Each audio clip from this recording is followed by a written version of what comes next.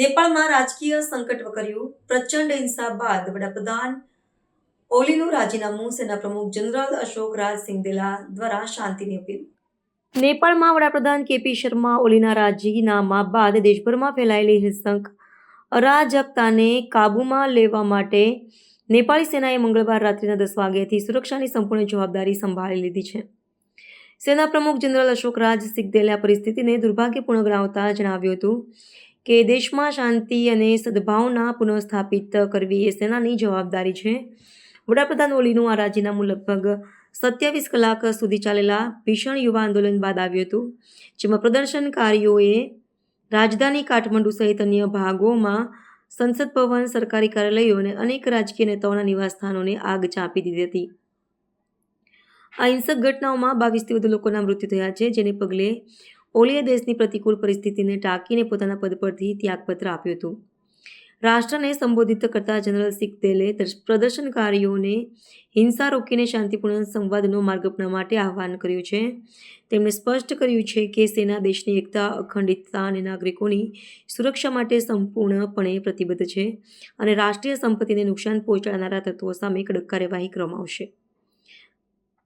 આ જાહેરાત બાદ કાઠમંડુના આંતરરાષ્ટ્રીય વિમાન મથક સહિત સંવેદનશીલ વિસ્તારોમાં સેના તૈનાત કરી દેવામાં આવી છે અને દેશવ્યાપી સંચારબંધી લાગુ કરવામાં આવી છે.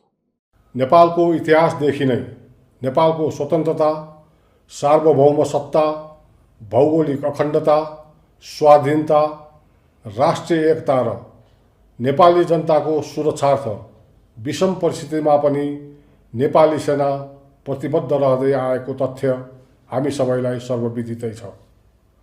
नेपालमा हाल भइरहेको आन्दोलनको क्रममा हुन पुगेको जनधनको अपूरणीय क्षतिप्रति गहिरो दुःख प्रकट गर्दै दिवंगत आत्माको चिर शान्तिको कामना गर्नुका साथै शोक सन्तप्त परिवारजनप्रति नेपाली सेना हार्दिक संवेदना र सहानुभूति प्रकट गर्दछ. साथै घाइते बिरामीहरूको शीघ्र स्वास्थ्य लाभको कामना समेत गर्दछौँ. आन्दोलनको क्रममा हालसम्म धेरै जनधनको क्षति भइसकेको हुँदा जनधनको थप क्षति हुन नदिन र शान्ति, सुरक्षा, अमन, चयन एवं राष्ट्रिय एकता र सद्भाव कायम गर्नु हामी सबै नेपालीको साझा दायित्व हो. वर्तमान असहज परिस्थितिलाई सामान्यीकरण गर्दै राष्ट्रिय एवं ऐतिहासिक सम्पदा, सार्वजनिक एवं नागरिकहरूको सम्पत्ति, आम नागरिक, मित्र राष्ट्रका कूटनीतिक नियोग तथा नागरिकहरूलाई सुरक्षाको प्रत्याभूति दिई राष्ट्रको सर्वोपरि हितको रक्षा गर्नु हामी सबैको साझा कर्तव्य हो. तसर्थ यस विषम परिस्थितिबाट राष्ट्रलाई शान्तिपूर्ण तवरले निकास दिनको लागि आन्दोलनरत समूहलाई आन्दोलनका कार्यक्रमहरू स्थगन गरी वार्ताको निमित्त आह्वान गर्दछौँ.